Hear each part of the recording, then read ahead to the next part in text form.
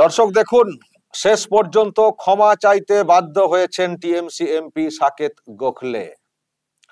ওনার যে x handle রয়েছে সেখানে উনি ক্ষমা চেয়েছেন। এই হচ্ছে ওনার এক্স হ্যান্ডেল, দেখুন বড় করে দেখাচ্ছি। ক্ষমা চাইতে বাধ্য হয়েছেন সাকেত গোখলে, যেটা বলেছেন যে 2021-এর 13 এবং 23 জুন এই সময়ে লক্ষ্মী পুরীর সম্পর্কে যেসব তথ্য দিয়েছিলাম সেগুলো ঠিক ছিল না, আনভেরিফাইড, যাচাই না করেই দিয়েছি, তো আমি ক্ষমা প্রার্থী। এই পোস্ট উনি করেছেন আর সেটাকে নিয়ে মিডিয়াতে আমি দেখছি খবরও হয়েছে।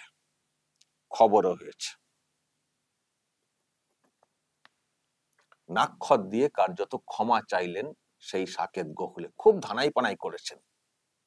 যখন আদালত বলল যে আপনি এটা কি করেছেন, কিসের ভিত্তিতে এই সব পোস্ট করেছেন, প্রমাণ দিতে পারবেন তো, দিন কি আছে প্রমাণ, দিতে পারেননি।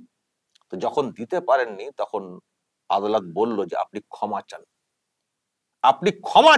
আপনাকে ক্ষমা চাইতে হবে। আর সেই সঙ্গে আপনি যে সম্মানটা হানি করেছেন এই রকম একজন ব্যক্তির, মহিলার, যিনি হচ্ছেন একজন এক্স ডিপ্লোম্যাট, তার সম্পর্কে ভুলভাল তথ্য দিয়ে তার নামে কুৎসা করে যে সম্মানহানিটা করেছেন, তার জন্য আপনাকে জরিমানা দিতে হবে। অঙ্কটা হচ্ছে 50 লক্ষ টাকা।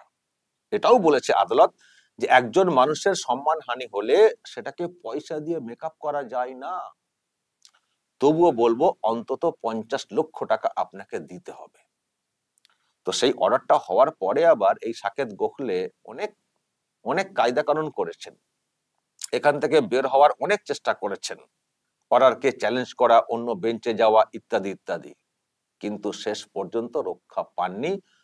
ওনাকে ক্ষমা চাইতে হলো যে আমি ভুল করেছি, আমি ক্ষমা প্রার্থী, এবং 50 লক্ষ টাকা জরিমানাও দিতে হবে। আর জরিমানা দেওয়ার ব্যাপারে তো আদালত তো একটা ব্যবস্থা করেই দিয়েছে। যখন উনি শুনছিলেন না, জরিমানা দিচ্ছিলেন না, তখন আদালত যেটা করেছে সেটা হচ্ছে যে উনি যে বেতন পান রাজ্যসভার এমপি হিসেবে, সেই বেতনের 3 ভাগের 2 ভাগ প্রত্যেক মাসে কেটে নেওয়া হবে। কেটে নিয়ে সেই টাকা জরিমানা বাবদ লক্ষ্মী পুরীর কাছে দেওয়া হবে। যতদিন না 50 লক্ষ টাকা হচ্ছে ততদিন সাকেত গোখলে পূর্ণ বেতন রাজ্যসভা থেকে পাবেন না।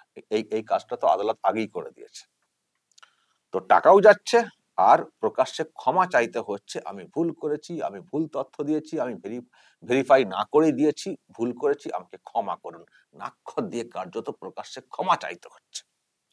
আর আদালত বলেছে যে এই যে ক্ষমা চাইবেন, যে পোস্ট আপনাকে করতে হবে, সেটাকে অন্তত 6 মাস রাখতে হবে। আর সেই সঙ্গে খবরের কাগজেতেও দেওয়ার কথাটা হয়েছিল, যেটা আমি তখন শুনেছিলাম। তো যাই হোক, খবরের কাগজে এখন আর আলাদা করে না দিলেও যেভাবে একজন এমপি ক্ষমা চেয়েছেন এমনিতেই খবরের কাগজে চলে এসছে, আর আমরাও তো খবরের আকারে নিয়ে চলে এসছি। আমি এটাতে খুব ফলো করতাম, আমি দেখতাম যে সাকেত গোখলে কি করছেন এই বিষয়ে। কারণ এই যে ফেক তথ্য দেওয়া, আমাদেরকে ওনাদের নেত্রী দিনরাত মানে বলে যান ফেক খবর, সব ফেক খবর ছড়ানো হচ্ছে। বিশেষ করে যারা ইউটিউবে কাজ করছে তাদের সম্পর্কে বেশি বেশি করে কথা বলে থাকেন, ফেক খবর। আর কি হলো এটা, আপনার এমপি ফেক তথ্য দিয়ে পোস্ট করেছেন, সেটা প্রমাণ হয়ে গেছে আদালতে, এবং তার জরিমানা পর্যন্ত হয়েছে, তাকে প্রকাশ্যে ক্ষমা চাইতে হয়েছে। এবার কি বলবেন দিদি, এবার কি বলবেন? খুব তো অন্যদের উপরে দোষ দেওয়া, ফেক খবর কুৎসা রটানোর চেষ্টা হচ্ছে।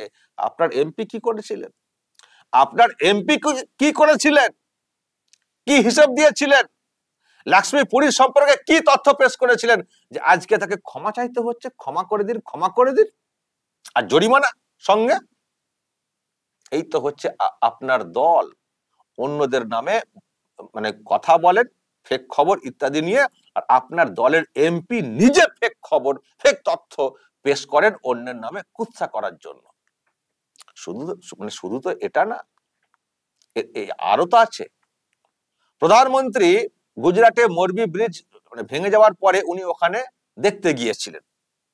তো দেখতে যাওয়ার সময়ে ওখানে কিছু ছবি টবি উঠেছিল, তো সেটাকে নিয়েও উনি পোস্ট করেছিলেন যে প্রধানমন্ত্রী গেছেন, তার যে ফটো সেশন হয়েছে তার জন্য একটা কি অঙ্ক দিয়েছিলেন যে এত টাকা খরচা করা হয়েছে, কেন এত টাকা খরচ, এই প্রশ্ন তুলেছিলেন। কিন্তু সেটা মানে সেটারও প্রমাণ করতে পারেননি, মানে সেটাও মানে কিসের ভিত্তিতে বলেছিলেন সেটা নিয়ে প্রশ্ন তৈরি হয়েছিল এবং সেটা নিয়ে মামলা হয়েছিল, সেটা নিয়েও মামলা হয়েছিল ভুলভাল তথ্য পেশ করার জন্য, পোস্ট করার জন্য। তো এবং তাতে আইনি প্রসেসও হয়েছে।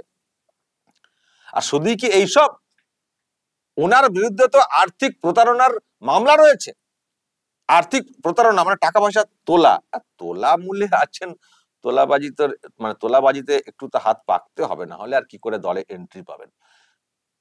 আমি কথাগুলো অনেক কারণে বলছি দর্শক, হয়তো তৃণমূল কংগ্রেসের কেউ কেউ দু একজন হয়তো ভালো আছেন, তারা হয়তো কষ্ট পাচ্ছেন, কিন্তু কিছু করার নেই। দলটাতে যেহেতু এখনো আছেন, আর দলের মানে অনেকের বিরুদ্ধে যেসব খবর সামনে এসছে, এই দলটাকে তোলামূল বলাটা খুব সহজ, খুব সহজ। একজন দুজন হয়তো ভালো আছেন, কিন্তু ম্যাক্সিমাম যেসব খবর আসছে, কি করে আপনাদেরকেও ভালো বলি, বা দলটাকে আপনাদের জন্য কি করে তোলামূলের বাইরে অন্য কিছু বলি। তো এই যে ব্যক্তি, ইনিও নাকি টাকা পয়সা কোথায় তুলছিলেন সেটা নিয়ে কেস হয়েছিল, এবং উনি তো জেলে ছিলেন, সেটা নিয়ে তো কেস হয়েছিল, ওনাকে তো গ্রেপ্তার করা হয়েছিল।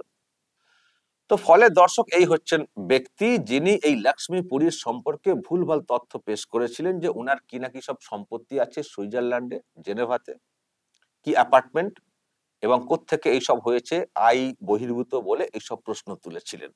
কিন্তু উনিও তো বুঝতেই পারছেন, এক্স ডিপ্লোম্যাট, মান সম্মানের একটা ব্যাপার, ছেড়ে দেওয়ার পাত্রী না, উনিও মামলা ঠুকে দিয়েছিলেন, মানহানি মামলা। ব্যাস, একেবারে পেটে পা, নাভিতে পা। আর আর আর নড়চড় করতে পারেননি, ভেবেছিলেন যে আমি যা খুশি বলবো সবাই চুপ করে যাবেন, আমি দলের কাছে নাম্বার পাবো। ব্যাস, একেবারে চলে গেছেন ভোগে, মানহানি মামলা, আর প্রমাণ করতে পারেনি।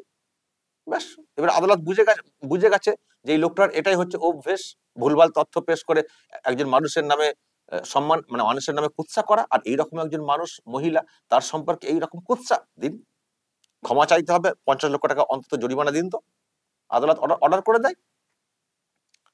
আসলে দর্শক, আমি যেটা বুঝেছি পরে, যে উনার টার্গেটটা ছিল অন্য। সাকেত গোখলের টার্গেটটা কিন্তু লক্ষ্মীপুরী ছিলেন না, সাকেত গোখলের টার্গেটটা ছিল লক্ষ্মীপুরীর হাজবেন্ড হরদীপ সিং পুরী, যিনি মন্ত্রী হয়েছিলেন। তিনি একজন উচ্চশিক্ষিত মানুষ, পরে বিজেপিতে জয়েন করেন, মন্ত্রী হন। তো টার্গেটটা যেহেতু বিজেপির এমপি, তার ওয়াইফ সম্পর্কে বললে বিজেপির দিকে মানে বিষয়টা যায়, এমপি মানে ওই বিজেপির মন্ত্রী বা বিজেপি নেতৃত্ব বা বিজেপি দলের দিকে বিষয়টা যায়। উনি কিন্তু সেই জন্য করেছিলেন, ওয়াইফের কিছু একটা কোথা থেকে বের করে পোস্ট করে দিয়েছিলেন।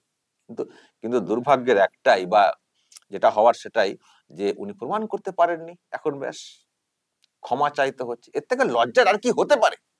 হ্যাঁ, একজন এমপি কে প্রকাশ্যে ক্ষমা চাইতে হচ্ছে, ক্ষমা চাইতে হচ্ছে। আর ওনার বেতন তো মানে ওই 3 ভাগের 2 ভাগ এখন জরিমানা বাবদ যাচ্ছে, ফলে 1 ভাগ পাবেন। এখন ওনাদের খরচ খরচা তো এখন অনেক বেশি হয়ে গেছে। তৃণমূল কংগ্রেস করলে লাইফস্টাইল অনেক স্ট্যান্ডার্ড তারা করেন, ফলে খরচ খরচা বেশি। তো তার জন্য অবশ্য বন্ধু বান্ধব যারা আছেন এমপি, তারা অবশ্য পাশে দাঁড়িয়েছেন। আসলে মাসতুতো ভাই পিসতুতো ভাই তো সবাই, তারা অবশ্য পাশে দাঁড়িয়েছেন।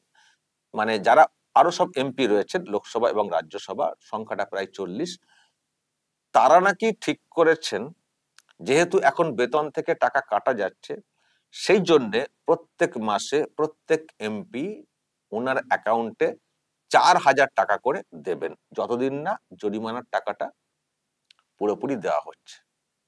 মাসে 4,000, সেটাও অনেক।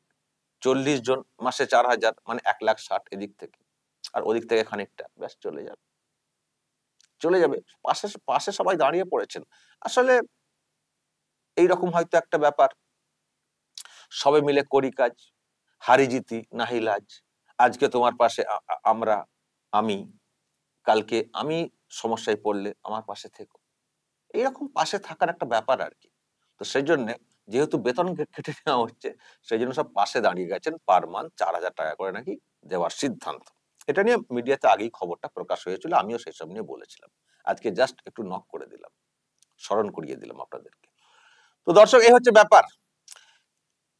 মানে এটা সব থেকে বড় উল্লেখের, সেটা হচ্ছে যে একজন এমপি কে ক্ষমা চাইতে হয়েছে, ভুল করেছি, ভুল করেছি, ভুল করেছি, এটাই সব থেকে বড় বিষয়। জরিমানার থেকেও আমি সেটা মনে করি, ভুল করেছি। তবে হয়তো আপনারা অনেকে বলবেন একটু জেলে ঢোকালে ভালো হতো।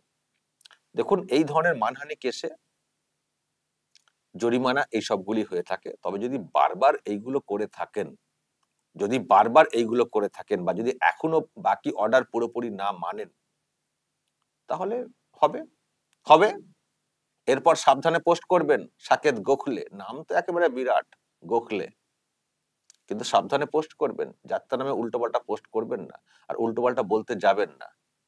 এটা তো গেল জরিমানা আর নাক্ষর দিয়ে ক্ষমা চাওয়ার মধ্য দিয়ে। এরপর করলে নিশ্চয়ই আরো একবার জেলে যাবেন, জেলে তো গেছেন, আরো একবার জেলে যাবেন। ভীষণ বেড়ে গেছেন আপনি। এত বড় বড় কথা শুনি আপনার রাজ্যসভা থেকে, কি যে দেখেছেন জীবনে, আর কেনই যে আপনাকে তৃণমূল কংগ্রেস এমপি করলো। তবে আবার আবার অনেকে বলছেন যে রতন রতন চেনে, ঠিক আছে, তোলামূলে হাত পাকিয়েছেন বলে অভিযোগটা এসেছিল, সেই পার্টিতে নিয়ে তাকে এমপি করা হয়েছে। ঠিক আছে, সেটা আপনাদের দলের ব্যাপার, সেই নিয়ে আমরা আর কিছু বলবো না। কিছু কিছু কেস বিচারাধীন আছে, সেটা নিয়ে আমি আর বেশি কিছু বলছি না।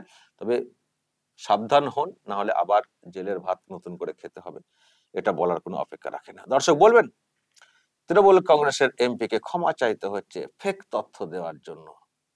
যারা ফেক ফেক করে এত চিৎকার করতেন, তারা এবার কি বলবেন, তাদের উদ্দেশ্যে আপনারা কি বলবেন? যা বলার বলবেন কমেন্ট বক্সে। নজর রাখবেন আরামবাগ